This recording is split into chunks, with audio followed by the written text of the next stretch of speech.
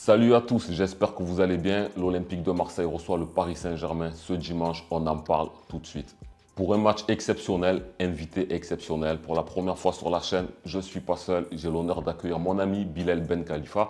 Beaucoup d'entre vous le connaissent parce que vous le voyez commenter les matchs pour le Phocéen.fr. Il participe au talk show. Il a animé pas mal de space sur Twitter. Mon ami Bilal, comment ça va, frérot? Oh, Karim, quel plaisir, quel honneur. Le oui. premier invité de l'OM Session, Karim Diouf. Ça me fait vraiment plaisir. Ça me fait vraiment plaisir d'être là.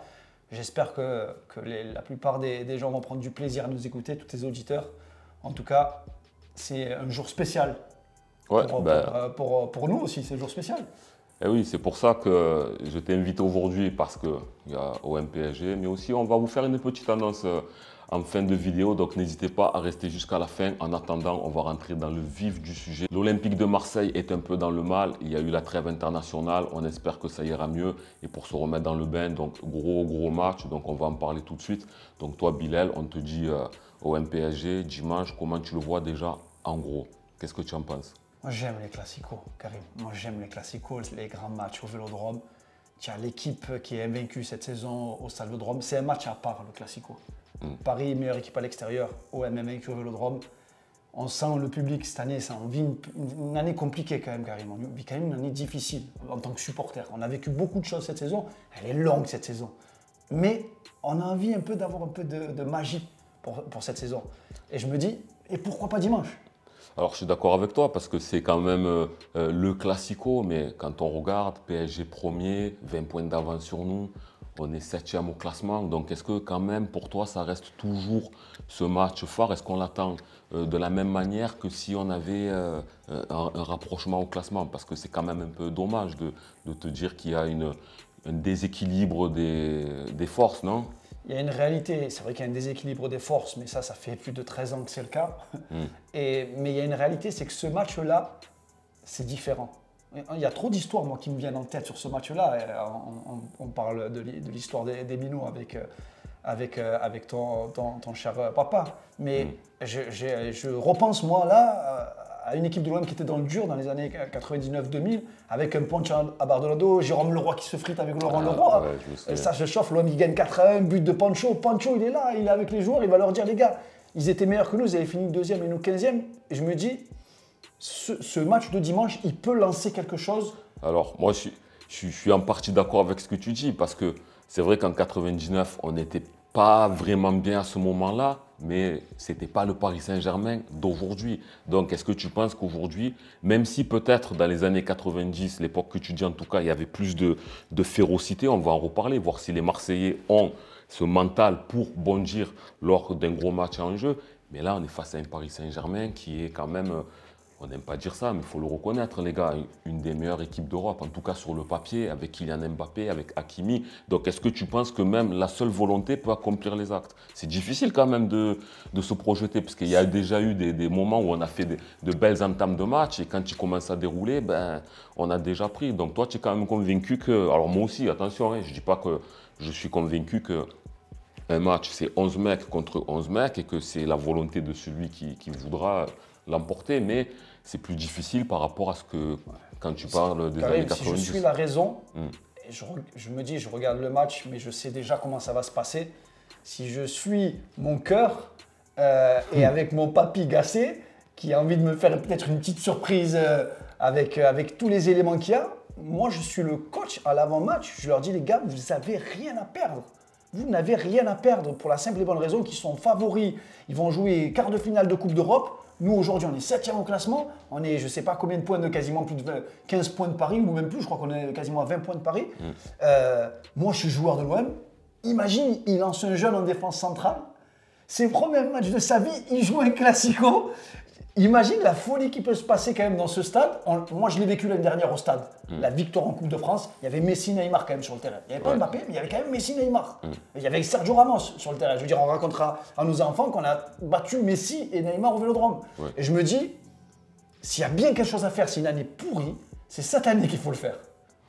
Oui, c'est vrai, surtout que quand on dit qu'on n'a rien à perdre, là où il faut faire attention, c'est qu'on a déjà eu le cas où on était deuxième, troisième, on a perdu contre Paris, mais on était dans nos objectifs. Donc, c'était grave parce qu'on perdait le Classico, mais on n'était pas largué. Mais là, il ne faut pas oublier, Bilal, que si on perd, on est déjà septième, on est collé à Rennes, qui peut, dans cette journée, nous passer devant. Lens, à l'heure où on tourne, n'a pas encore joué contre Lille, donc on ne sait pas ce qui peut se passer. C'est que même, moi, ce qui me fait peur, c'est qu'au-delà de la défaite du Classico, si elle arrive, c'est qu'on peut perdre aussi par rapport au classement, par rapport à l'effet Gasset, où on était sur 5 victoires consécutives, ça nous ferait une troisième défaite consécutive.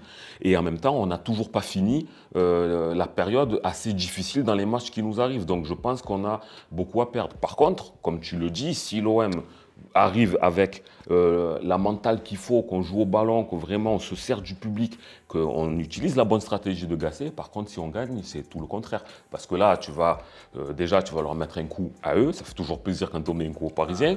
On remonte au classement, on les a battus et donc on va mieux affronter Benfica, affronter Lille, affronter Nice. Donc ça sera déjà mieux, mais c'est quand même un petit peu difficile de se projeter. Donc du coup, qu'est-ce que tu en penses, toi? C'est quand même... Après, tu as bien résumé la situation. La situation, c'est que tu as 10 joueurs qui sont sur le flanc. Gasset a annoncé en conférence de presse qu'il y avait des incertains et que même lui, à l'instant où on parle, il n'avait aucune idée, notamment sur les deux postes, sur la défense centrale et sur le poste de latéral droit du 11 de départ. À l'instant T, on regarde, on se dit, mais il ne restera plus que 7 journées après ce match-là. Il ne reste plus que 8 matchs là aujourd'hui. Et tu te dis, urgence de points. Malheureusement, ce Classico tombe à cette période-là. Et en fait, on a à perdre. Mais là, je réitère, la saison, elle est tellement compliquée, Karim. Moi, personnellement, je n'attends quasiment plus rien de cette saison, si ce n'est la Coupe d'Europe. Parce que pour moi, le championnat, il reste peut-être pas assez de journées pour être capable d'accrocher le bon wagon. Trop de retard, donc ça fait peur de... On ne peut que sauver les meubles, un championnat. Voilà, pour moi, le championnat, je sais que ça va peut-être déplaire, mais on a 30 ans qu'on suit l'OM. Trop d'expérience avec l'OM. On sait qu'une saison qui démarre mal, c'est rare qu'elle se finisse bien. Mais là, tu as juste l'opportunité de marquer l'histoire de ta saison. Papy Gasset, il lui reste, à l'heure où on tourne, il lui reste 50 jours. Il a fait 50 jours. Il a fait des victoires et des défaites. Mais aujourd'hui, est-ce qu'il va voir la recette magique? Il a parlé d'un coup. Moi, j'attends que le coup, là, maintenant. Alors, effectivement, ça serait, je suis d'accord avec toi, ça serait un coup s'il réussissait à battre le PSG, qui est quand même moins. On va revenir un petit peu sur les absents, on va en parler en faisant un petit peu l'effectif que Gasset risque de proposer. Mais le Paris Saint-Germain a beaucoup moins d'absents, ils sont quand même au complet. Et Kylian Mbappé, celui qui est notre bourreau, il sera là quand même. Donc, moi, je suis complètement d'accord, mais aujourd'hui, c'est malheureusement... Gasset, il a apporté des victoires dans des matchs, on va dire, dans un calendrier assez favorable. Alors même si avec Gattuso, on ne gagnait pas, donc il a sa part de réussite, Jean-Louis Gasset. Maintenant, quand même, là, c'est un petit peu le calendrier. Est-ce que l'équipe, finalement, elle n'est pas dans la normalité? Parce que dès qu'on affronte des équipes devant nous, on ne gagne pas. Donc, comment battre le premier? Comment battre l'équipe qui est quand même, on va dire, en forme? Il ne faut pas oublier, 6-2 face à Montpellier. C'est quand même une belle performance. Ils sont quand même un petit peu dans une situation assez costaud et on sait que Kylian Mbappé, il est peut-être dans son dernier match et qu'il va essayer de jouer à fond. Même si moi, je suis convaincu que la rage, la discipline et la volonté peuvent faire aux Marseillais. Sinon, on ne ferait pas d'avant-match, on n'y croirait pas. Hein, mais c'est quand même... voilà. Est-ce que toi, tu as un plan? Tu te dis, c'est peut-être un match... Est-ce qu'il faut le considérer... Je ne parle pas par rapport aux tribunes, par rapport à l'enjeu, mais tactiquement, techniquement, est-ce que pour toi, c'est un match qu'il faut prendre comme les autres? Est-ce que tu penses qu'il faut fermer, se projeter de l'avant pour essayer de marquer des buts? Ou est-ce qu'on essaie de jouer, parce qu'on est l'OM, on doit jouer droit au but? Est-ce qu'on essaie de jouer haut, mais en prenant les risques d'avoir des largeurs défensives assez grandes? Parce qu'on sait qu'Hakimi, quand il prend son couloir droit, il peut nous faire du mal. Zahir Emery et Vitinha, ils sont en forme. Mbappé, bon, on sait qui c'est. Donc toi, tu me disais, Papy Gasset, qu'est-ce qu'il pourrait faire? Donc toi, si tu étais à sa place, qu'est-ce que tu ferais? Qu'est-ce que tu dirais aux joueurs? Sur ce match-là, les ingrédients qui ont fait qu'on a réussi à les battre sur la dernière victoire de l'OM au Vélodrome, c'était une organisation. Il a annoncé en conférence de presse, il a dit qu'il va falloir qu'on soit discipliné, mais avec une agressivité qui sort de l'ordinaire. C'est-à-dire sur un match comme ça, Karim, cette année, on a voulu jouer 2 fois. match au Vélodrome en mettant le bus derrière, on s'est pris 4-0. On a voulu faire la même chose contre Villarreal, on s'est pris 3-0. Enfin, on a 3-1 finalement à la dernière seconde. Si je suis Gassé, je dis aux joueurs aujourd'hui, j'essaye, la meilleure défense c'est l'attaque pour moi. Ça veut dire que le rôle des attaquants, que ce soit Aubameyang, Moumbagna, Ndiaye, je pense que ce sera peut-être et Amin Harit, ce sera peut-être ce quatuor qui sera présent. Je pense qu'il n'y a même pas trop le choix. Avec Kondogbia et Verretou, c'est ne les laissez pas jouer. Ne les laissez pas jouer. Ils doivent vous sentir dans les chevilles. Certes, l'arbitre aura un rôle ultra important dans ce match-là, parce que le Vélodrome, il va être en fusion. Si on n'encaisse pas de but au tout début du match, surtout ça, c'est ça qui est important. C'est la clé, parce qu'on peut se rappeler qu'il y a eu, on n'a pas été, alors il y a des moments donnés où on a eu du mal, on prenait des roustes face à Paris, mais on se rappelle bien qu'il y a eu des matchs où, dans la première demi-heure, on était offensif, on arrivait à les contenir, ils n'arrivaient pas à progresser, on commençait des belles entames. Mais après, on ne marquait pas. Et quand on ne marque pas, on se décourage et eux, ils se projetaient et ils arrivaient à marquer. Donc, moi, je suis d'accord comme toi pour jouer le jeu, jouer et essayer de trouver le chemin défilé. Par contre, il faudra faire preuve d'efficacité. Et Aubameyang, ce qu'il a raté face à Villarreal quand il est rentré en cours de jeu, il ne faut pas rater. Il faudra se replier défensivement. L'OM est fatigué. On a quand même des absents, on a des blessés. Ça fait peur pour la suite aussi. Donc, ce qui peut nous amener à commencer à parler de l'effectif. Il y a des absents.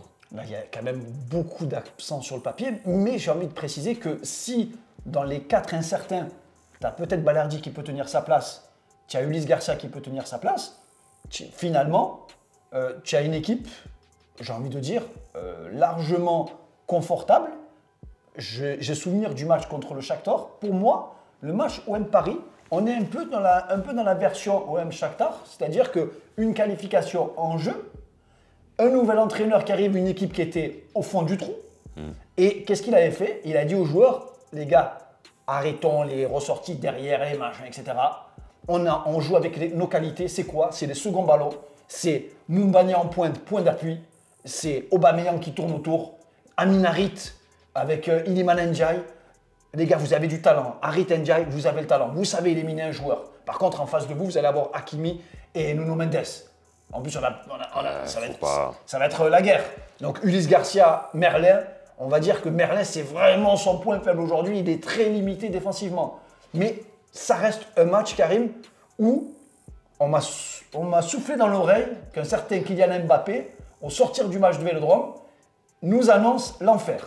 Il a dit, textuellement, je vais les détruire. Donc, dernier classico, il veut poser son classique.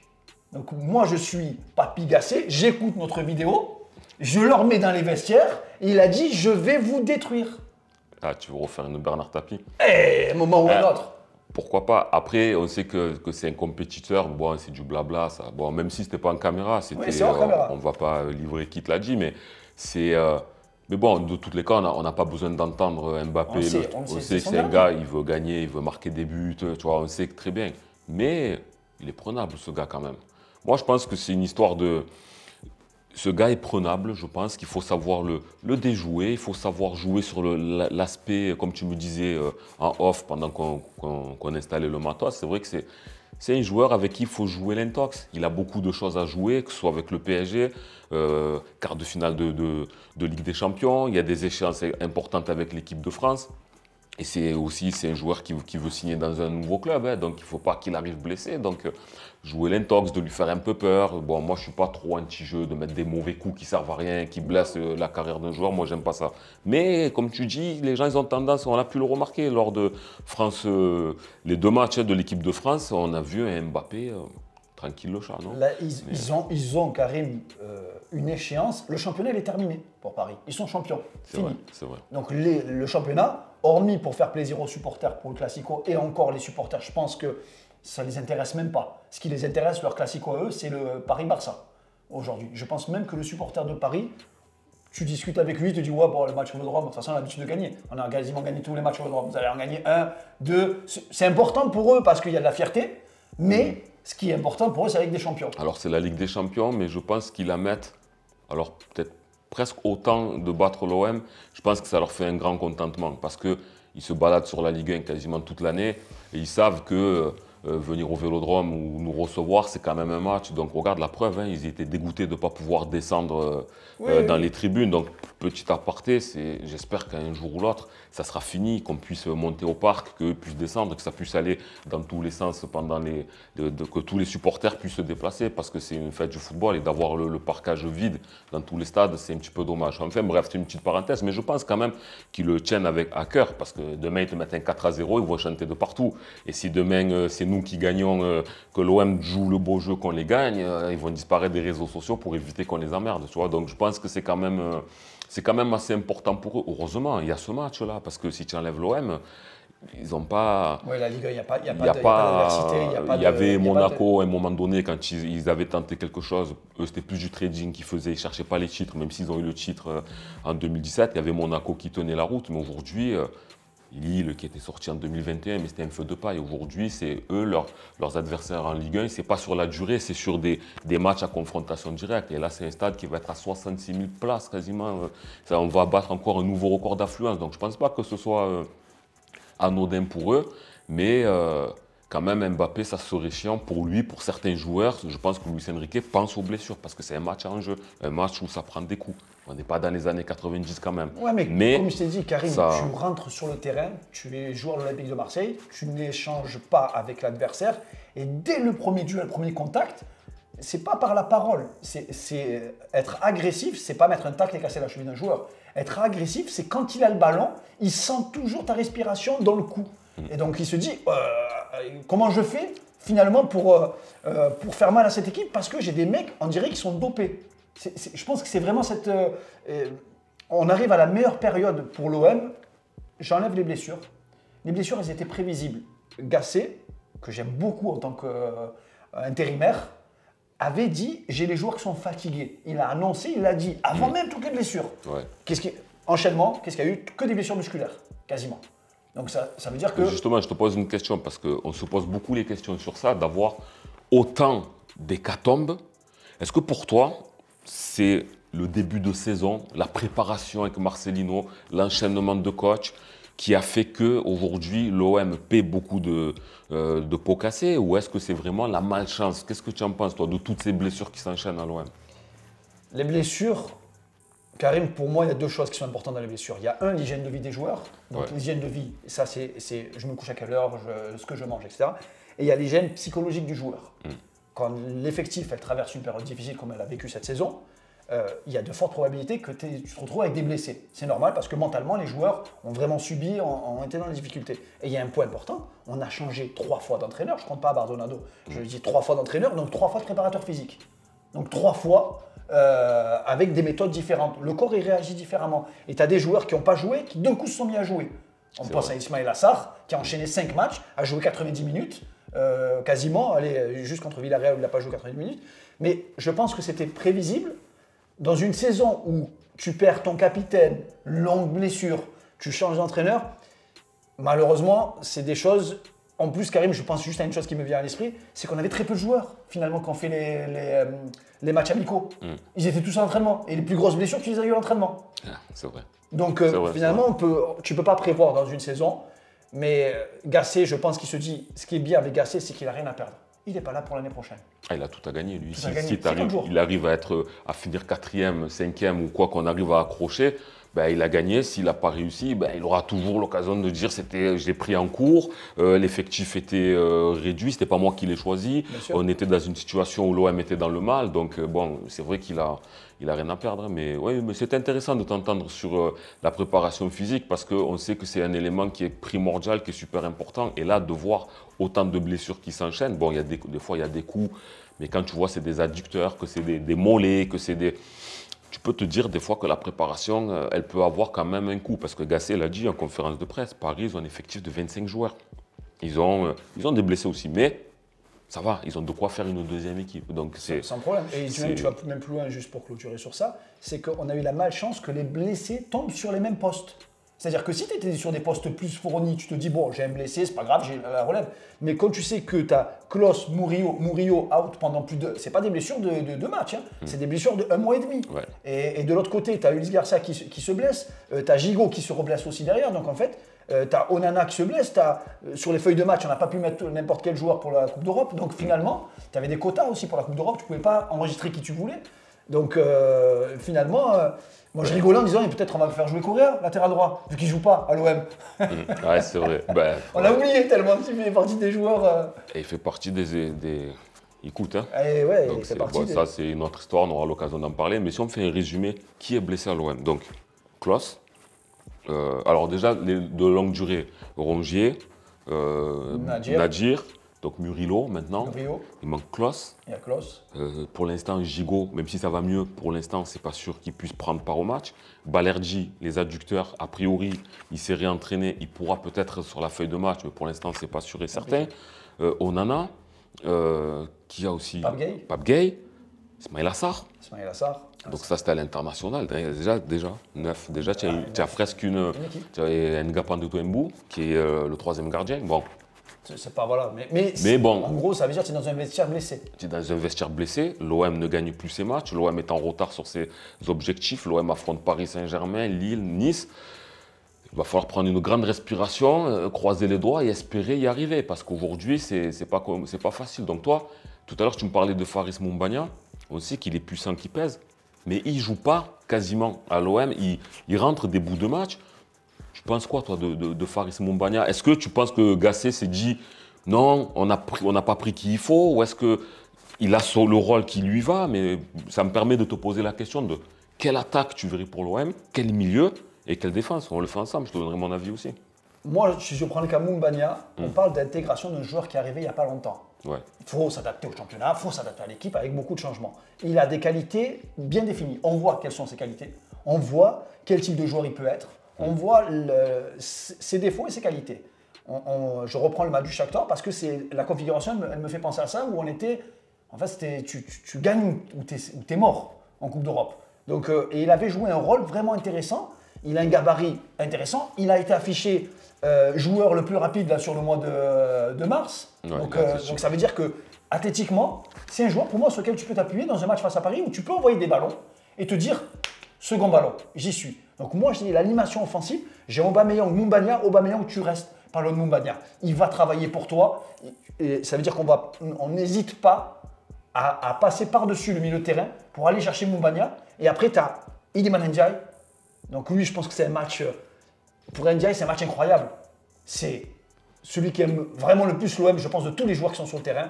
C'est un classico au Vélodrome. Il va vivre son premier classico au Vélodrome. Ah oui.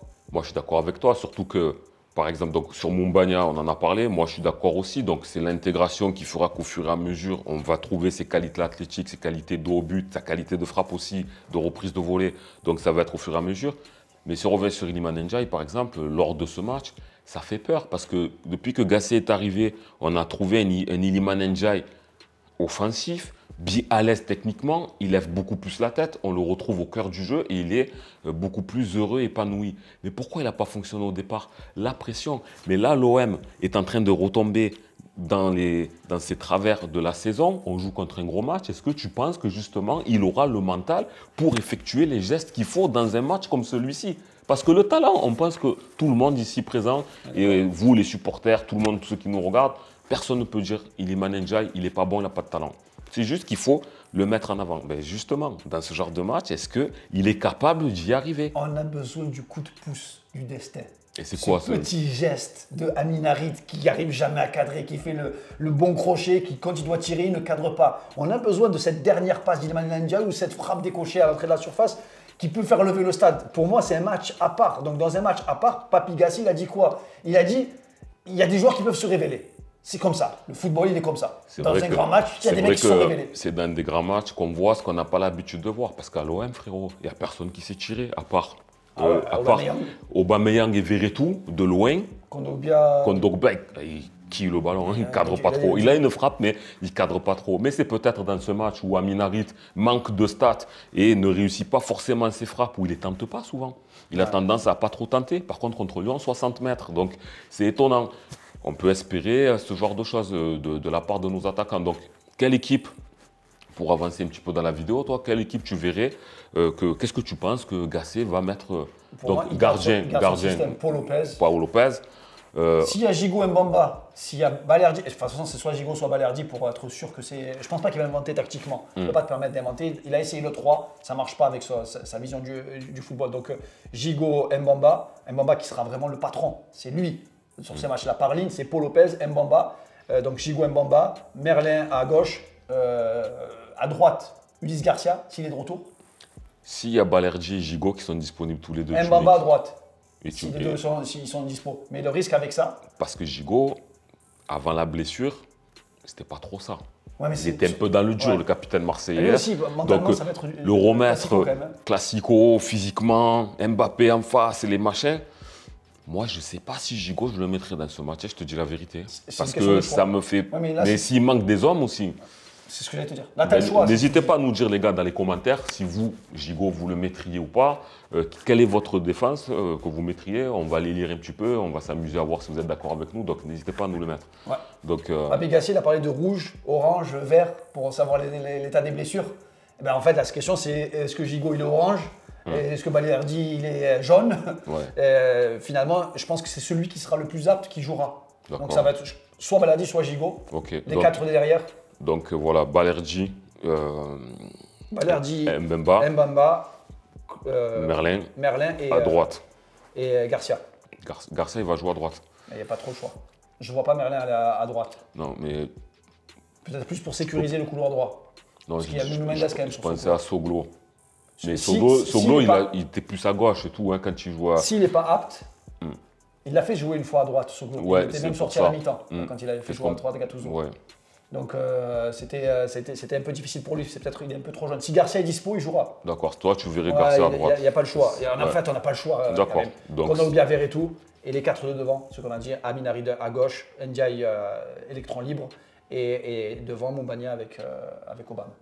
D'accord. Donc ouais, c'est correct comme compo, en n'ayant pas trop de choix malheureusement, mais en face, bon, on ne va pas trop faire le 11 parisien, parce que bon, on s'en fout un peu, mais dans le sens de qu'est-ce qu'il faudra faire. Pas trop laisser d'espace à Mbappé, faire attention aux montées d'Hakimi, les Zahir Emery. Nuno Mendes, il y a du costaud. Dembélé, c'est vrai que ça va être. Dembélé, Merlin, j'ai peur. Je prie pour Merlin face à Dembélé parce que il n'est pas efficace, Dembélé, donc c'est le. C'est vrai, mais quand il est dangereux. Parce que Merlin, un bon joueur de Ligue 1, il n'y a rien à dire sur ça. Il va monter, mais voilà, il a encore une marge de progression, surtout face aux grosses écuries. C'est pas facile, donc on espère que pour lui ça ira et que voilà. Après, il peut avoir des faits de match. Hein. Bon, il peut avoir des faits de match, un Parisien qui s'emporte, il peut avoir un carton rouge, il peut y avoir un contre son camp, il peut y avoir une décision d'arbitre qui peut. Donc l'OM a quand même toutes ses chances, même si le match s'annonce compliqué, difficile. Et il faut vraiment penser, au-delà de gagner le Classico, vraiment penser aussi au classement parce que moi j'anticipe, ça me fait peur. Si tu perds là, déjà le mental il ne sera pas, 0 point, il n'y a rien qui va aller, ça ne va pas aider forcément les joueurs dans le physique. Et moi ça me fait un peu flipper ça quand même. Après, tu joues en dernier en plus. Donc, ça veut dire tu joues en dernier. Tu as Metz contre Monaco, tu as Strasbourg-Rennes, donc tu as Lyon-Reims. Il va y avoir quand même des matchs. De toute façon, Karim, il ne reste plus que 8 matchs. Ouais, je pense qu'il ne faut plus calculer. Il faut gagner tes matchs. En fait. Bien sûr. Est-ce que tu penses qu'on peut s'appuyer, bien de le rappeler parce que ça nous fait plaisir, l'OM est invaincu au Vélodrome. Est-ce que tu penses que si on avait joué le match aller chez nous, cette série aurait déjà été éteinte depuis longtemps? Ou est-ce qu'on peut vraiment s'appuyer dessus en se disant, tous ceux qui sont venus, il n'y a personne qui a pris 3 points? Donc, Rennes est venu au Vélodrome, Lille est venu au Vélodrome, Monaco est venu au Vélodrome cette saison et finalement personne n'a réussi à ressortir avec une victoire à la clé. Donc c'est un match à part. Karim, pour moi, c'est un classico. Et il y a vraiment. J'ai envie d'y être, moi. J'ai déjà envie d'être à ce match-là. J'ai envie de le vivre en espérant qu'on ne soit pas glacé et douché rapidement. Ah ouais. Mais en tout cas, j'espère que les joueurs ont pour modèle le match de Coupe de France parce que dans l'engagement et dans l'envie, c'est exactement le même match qu'il faut reproduire avec ton intensité et ton envie. Et tu sais que le coach parisien ne fera pas jouer des joueurs 90 minutes. Il va probablement faire des changements. Donc un Mbappé ne jouera jamais 90 minutes sur le Classico. Impossible. Donc ça veut dire que tu vas avoir une concentration sur un temps 45, 50, 60 minutes max. Ouais. Parce que je t'ai dit, l'échéance, elle est trop grosse. Paris-Barça, c'est trop gros. Moi, il est là l'espoir, dans le sens que l'OM est capable, on l'a montré à certains moments de la saison, l'année dernière aussi, de concentrer son jeu sur une grosse demi-heure, sur 45 minutes. Mais il faut scorer à ce moment-là et rester concentré. Parce que l'OM est capable de marquer, mais est capable de ne pas rester concentré. Combien de buts on a pris en ayant marqué par la suite? Donc moi, je pense que même si pendant toute l'année, on a parlé, est-ce que l'effectif est bon, est-ce qu'il n'est pas bon, on s'est tous posé des questions. Au final, ça sera difficile de répondre à cette question, sachant qu'on a eu 3 coachs différents, pas de préparation complète. Donc, c'est difficile de se dire, est-ce que c'est le niveau ou est-ce que c'est le management qui a amené ça? Mais une chose est sûre, c'est que l'équipe, elle a quand même du talent et a des possibilités. Et elle a démontré à certains moments clés de la saison. On l'a montré en éliminant le Shakhtar, ce n'est pas des rigolos. Villarreal, ce n'est pas des rigolos non plus. Donc, ça va. Mais aujourd'hui, moi, je dis l'OM, c'est toujours un manque de concentration, un manque de jugeote qu'on est capable de faire à certains moments et des joueurs qui ont du talent. Donc moi, là où je crois vraiment que c'est possible, c'est dans ce que tu as dit, si on se concentre bien pendant le gros temps fort, qu'on arrive à marquer, comme Malinowski l'a fait l'année dernière, et qu'ensuite, je ne dis pas qu'il faut jouer les peureux, jouer derrière, mais qu'on est concentré et qu'on les éteint. C'est-à-dire qu'on les éteint, on les fait dégoupiller, ils prennent des cartons jaunes parce qu'ils se rendent compte qu'ils sont en train de perdre. Tu contrôles le match, après fini, 1-0. Voilà, c'est tout pour cet avant-match. J'espère qu'on aura été complet. En tout cas, ça fait vraiment plaisir de recevoir Bilal pour la première fois sur ma chaîne. Je reçois quelqu'un, c'était en tout cas un honneur et un plaisir. Et comme je vous disais en début de vidéo, ça ne sera sûrement pas la dernière avec Bilal parce qu'il y avait une annonce à vous faire. Et bien, l'annonce, elle est là. Avec Bilal, on a décidé de créer notre propre chaîne YouTube à deux qui va s'appeler KB Football, une chaîne qui sera vraiment pour les passionnés parce qu'on va parler de beaucoup de choses. Ouais, on va parler football, on va parler football européen, on kiffe le foot, toi et moi, on peut pas s'appeler pendant des heures et on a envie de partager ce qu'on se dit tous les deux.